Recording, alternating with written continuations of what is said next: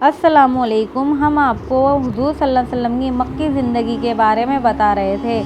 ہم نے آپ کو بتا دیا تھا کہ نجاشی نام کے راجا نے بھی اسلام قبول کر لیا تھا۔ اس کے آگے ہم آپ کو بتاتے ہیں، جب حبشہ سے مسلمانوں کو واپس لانے میں مکہ کے کافر ناکام رہے تو انہوں نے ایک اور چال چلی۔ انہوں نے بنو ہاشم سے کہہ دیا کہ جب تک تم محمد کا قتل نہیں کرتے یا ان کو ہمارے سپرد نہیں کر دیتے، تمہاری ہر طرح سے سماجی مخالفت کی جائے گی۔ یہاں پر بڑا مشکل وقت تھا، مگر بنو ہاشم نے آپ صلی اللہ علیہ وسلم کو نہیں چھوڑا۔ آپ کے چچا ابو طالب بنو ہاشم کو لے کر ایک گھاٹی میں چلے گئے، جہاں وہ بکریاں چرا کر زندگی بتایا کرتے تھے۔ کھانے پینے کی کوئی چیز ان کو حاصل نہیں ہوتی تھی۔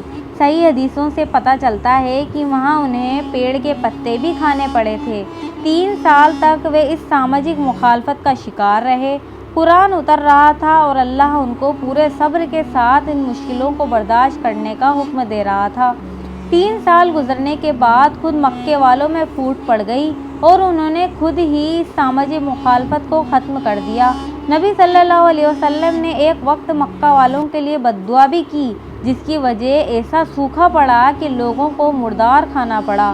ابو سفیان جو مکہ کے سرداروں میں سے تھے اور اس وقت تک مسلمان نہیں ہوئے تھے، نبی صلی اللہ علیہ وسلم کے پاس بھاگتے ہوئے آئے اور آپ سے سوکھا ختم ہونے کی دعا کرائی۔ آپ کی دعا سے سوکھا ختم ہو گیا اور آسمان میں جو دھواں دکھائی دے رہا تھا، جس کو دیکھ کر مکہ والے کو ڈر ہو رہا تھا، وہ چھٹ گیا، لیکن وہ پھر بھی مسلمان نہیں ہوئے۔ سماجی مخالفت ختم ہونے کے کچھ دنوں بعد ابو طالب کا انتقال ہو گیا۔ وہ آپ کے لیے بہت بڑے مددگار تھے۔ ان کی وجہ سے مکہ کے کافر آپ صلی اللہ علیہ وسلم کو کسی طرح کی تکلیف پہنچانے سے بچتے تھے، لیکن انتقال کے بعد اب وہ آزاد ہو گئے تھے اور اب تو اور زیادہ آپ کو اور آپ کے ساتھیوں کو ستانے لگے۔ چچا کے انتقال کے کچھ وقت بعد آپ کی بیوی خدیجہ کا بھی انتقال ہو گیا، جس کی وجہ سے آپ بہت دکھی ہوئے۔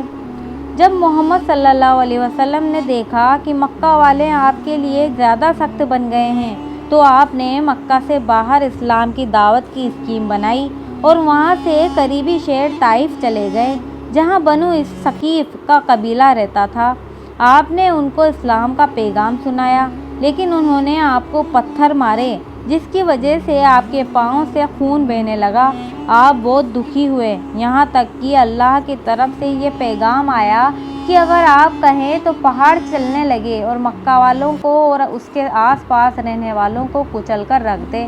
لیکن آپ کے دل میں بدلے کی کوئی ایسی خواہش پیدا نہیں ہوئی، بلکہ آپ نے دعا کی، اے اللہ ان کو سچا راستہ دکھا۔ صحیح بخاری اور صحیح مسلم کی ایک حدیث سے یہ بھی پتہ چلتا ہے کہ آپ نے کہا، اے اللہ مجھے یقین ہے کہ ان کی اولاد میں سے لوگ پیدا ہوں گے جو صرف تیری ہی عبادت کریں گے اور کسی بھی طرح کا شرک نہیں کریں گے۔ طائف میں 10 دن بتانے کے بعد آپ مکہ واپس آ گئے۔ اللہ نے آپ کے دل کو سکون عطا کرنے کے لیے آپ کو 7 آسمانوں کا سفر کرایا۔ وہ اس طرح کہ آپ کو مکہ سے پہلے بیت المقدس لے جایا گیا، پھر وہاں سے آپ کو آسمانوں کا سفر کرایا گیا۔ آپ نے اس سفر میں بہت کچھ دیکھا۔ اسی سفر میں مسلمانوں پر 5 وقت کی نماز فرض کی گئی۔ آپ نے جنت اور دوزخ کو دیکھا۔ آپ سے پوچھا گیا، کیا آپ نے اللہ کو بھی دیکھا ہے؟ جواب دیا، وہ تو ایک نور ہے، اسے کیسے دیکھا جا سکتا ہے؟ یعنی اللہ نے اس سفر کے ذریعے نبی صلی اللہ علیہ وسلم کو وہ سب کچھ دکھا دیا جو ہماری آنکھوں سے اوجھل ہے، جس سے آپ کا دل خوش ہو اٹھا اور آپ زیادہ طاقت کے ساتھ اسلام کی دعوت میں لگ گئے۔ یوں تو اسلام کی چرچا مدینہ تک پہنچ چکی تھی، لیکن آپ صلی اللہ علیہ وسلم حج کے موقع پر قبیلے کے سرداروں کے پاس جاتے اور اسلام کا پیغام پہنچاتے۔ یہ آپ کی نبوت کا 10واں سال تھا۔ آپ نے عقبہ نام کی جگہ پر مدینہ سے آئے ہوئے حاجیوں سے ملاقات کی، ان کو اسلام کا پیغام پہنچایا، جس کو سن کر وہ لوگ مسلمان ہو گئے، کیونکہ انہوں نے مدینہ کے یہودیوں سے سن رکھا تھا کہ آخری نبی آنے والا ہے۔ جب انہوں نے نبی صلی اللہ علیہ وسلم کی باتیں سنی تو ان کو یقین ہو گیا کہ یہ وہی نبی ہے جن کی خبر یہودی دیا کرتے تھے۔ دوسرے سال آپ نے پھر حج کے موقع پر حاجیوں کے سامنے اسلام کا پیغام پیش کیا۔ اس بار مدینہ سے 72 آدمی حج پر آئے تھے۔ وہ سب مسلمان ہو گئے اور انہوں نے ہر طرح سے آپ کی حفاظت کرنے کا وعدہ کیا اور مدینہ واپس چلے گئے، جہاں انہوں نے اسلام کی دعوت شروع کر دی اور نبی صلی اللہ علیہ وسلم کے مدینہ آنے کا انتظار کرنے لگے۔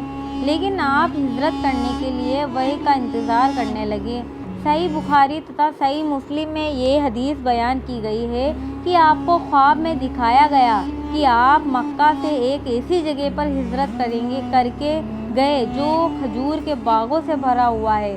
تو آپ نے سوچا کہ شاید یہ یمامہ یا حضر نام کا شہر ہے۔ پھر دیکھا تو یہ یثرب مدینہ کا نام ہے۔ مکہ کے کافر فکر میں پڑ گئے کہ کہیں ایسا نہ ہو کہ مکہ سے باہر محمد صلی اللہ علیہ وسلم کے ماننے والوں کی تعداد بڑھ جائے اور بعد میں ہمارے لیے مشکل ہو جائے۔ اس لیے انہوں نے یہ ترکیب سوچی کہ کیوں نہ محمد صلی اللہ علیہ وسلم کو ہی ختم کر دے۔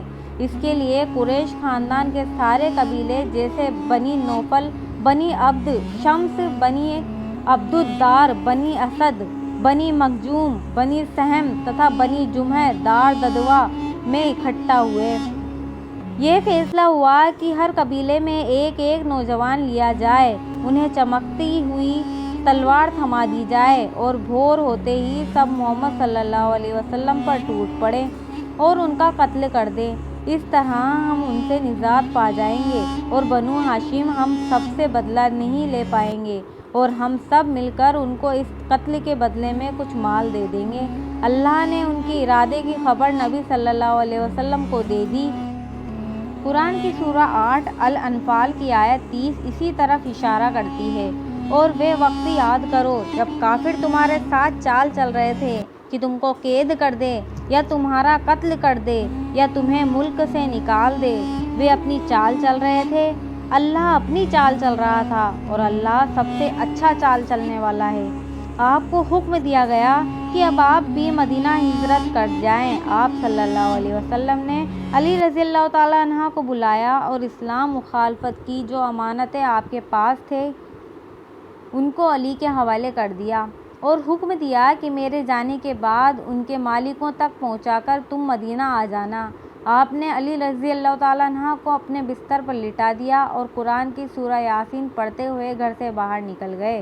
جب سورہ 36 یاسین کی آیت 9 پر پہنچے اور ہم نے ان کے آگے ایک دیوار کھڑی کر دی اور ایک دیوار ان کے پیچھے، پھر ان پر پردہ ڈال دیا جس کی وجہ سے ان کو کچھ بھی سجائی نہیں دیتا، تو دیکھا کافر جو آپ کا قتل کرنے کے لیے آپ کے دروازے پر اکٹھا ہوئے تھے اونگھ رہے ہیں۔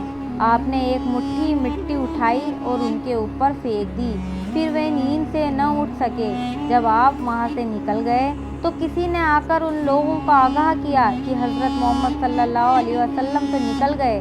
پھر انہوں نے گھر کے اندر داخل ہوئے تو دیکھا وہاں علی رضی اللہ تعالیٰ عنہ سو رہے ہیں۔ آپ صلی اللہ علیہ وسلم ابو بکر کے گھر گئے اور وہاں سے دونوں مدینہ کے لیے نکل گئے پڑے۔ یہ 20 جون 622 عیسوی پیر کا دن تھا۔ اس دن سے مسلمانوں نے اپنا ہجری کیلنڈر شروع کیا۔ جب مکہ کے اسلام مخالفوں کو آپ کے بچ کر نکل جانے کی خبر ملی تو آپ کے پیچھے لگ گئے۔ آپ ان سے بچنے کے لیے سور نام کے پہاڑ کی ایک گفا میں چھپ گئے۔ کافر آپ دونوں کو کھوجتے ہوئے اس گفا تک پہنچ گئے، لیکن یہ دیکھ کر کہ گفا کے منہ پر تو مکڑی نے جالا لگا رکھا ہے واپس لوٹ گئے۔ یہ آپ کی حفاظت کے لیے ایک معجزہ تھا جس کی وجہ سے کافر آپ کو گفا میں تلاش کیے بنا لوٹ گئے۔ اس طرح دونوں نبی صلی اللہ علیہ وسلم تथा ابو بکر گفا میں 3 دن تک چھپے رہے۔ اس میں وہ وقت بھی آیا جب دشمن لوگ گفا کے دہانے تک پہنچ گئے۔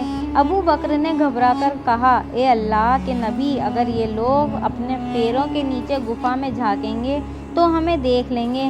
نبی صلی اللہ علیہ وسلم نے کہا، ابو بکر، ہم 2 ہی نہیں ہیں بلکہ ہمارے ساتھ ہمارا اللہ بھی ہے۔ قرآن کی سورہ 9 التوبہ کی آیت 40 بھی اسی طرف اشارہ کرتی ہے۔ اگر تم اس کی مدد نہ بھی کرو گے تو اس کا کچھ بھی نہیں بگڑے گا۔ اللہ نے تو اس کی مدد اس وقت کی جب اسلام مخالفوں نے اسے نکال دیا تھا۔ وہ دو میں سے ایک تھا، یعنی دوسرے ابو بکر تھے، جب وہ دونوں غفا میں تھے، جب وہ اپنے ساتھی سے کہہ رہا تھا غم مت کرو، اللہ ہمارے ساتھ ہے، تو اللہ نے اس پر اپنی طرف سے سکون قلب اتارا اور اس کی مدد ایسی فوجوں سے کی جنہیں تم نے دیکھا نہیں، اور کفر کرنے والوں کو نیچا کر دیا اور اللہ کے بول کو اونچا رکھا، اور اللہ زبردست طاقت والا اور حکمت والا ہے۔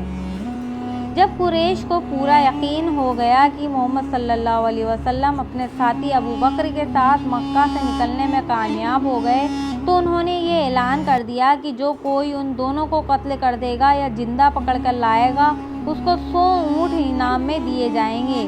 یہ سن کر ایک دشمن سراقہ بن مالک آپ کو پکڑنے کے لیے نکل پڑا۔ جب وہ ان کو پکڑنے کے لیے پہنچا تو اس کے گھوڑے کے اگلے دونوں پاؤں زمین میں گڑ گئے اور وہ گھوڑے سے نیچے گر پڑا۔ پھر وہ اٹھ کر چلایا اور کہا، میں سراقہ بن مالک ہوں، میں آپ کو کوئی تکلیف نہیں دینا چاہتا اور نہ ہی آپ کا برا چاہتا ہوں، کیونکہ مجھے معلوم ہو گیا کہ محمد کا دھرم پھیل کر رہے گا۔ نبی صلی اللہ علیہ وسلم نے ابو بکر سے کہا، اس سے پوچھو کیا چاہتا ہے۔ جب ابو بکر نے اس سے پوچھا تو اس نے کہا، مجھے آپ امان لکھ کر دے دیں۔ نبی صلی اللہ علیہ وسلم نے ابو بکر سے کہا، لکھ کر دے دو، تو انہوں نے اسے سلامتی اور امان نامہ لکھ کر دے دیا۔ وہ اس کو لے کر واپس چلا گیا۔ پھر جب نبی صلی اللہ علیہ وسلم حنین اور طائف کے معرکے سے واپس آ رہے تھے تو سراقہ نے وہ پرجا دکھایا اور مسلمان ہو گیا۔ مدینہ کے رہنے والوں کو پتہ چل گیا تھا کہ نبی صلی اللہ علیہ وسلم مکہ سے نکل چکے ہیں، اس لیے وہ روزانہ مدینہ سے باہر آپ کا انتظار کرتے اور جب گرمی زیادہ ہو جاتی تو واپس چلے جاتے۔ ایک دن ایسا ہوا کہ جب سب لوگ اپنے گھروں کو چلے گئے تو اللہ کے نبی صلی اللہ علیہ وسلم قباء میں داخل ہوئے۔ وہاں آپ 14 دن ٹھہرے رہے۔ اسلام کی سب سے پہلی مسجد آپ نے یہی بنائی، جس کا ذکر قرآن میں بھی آیا ہے۔ قرآن سورہ 9 التوبہ آیت 108۔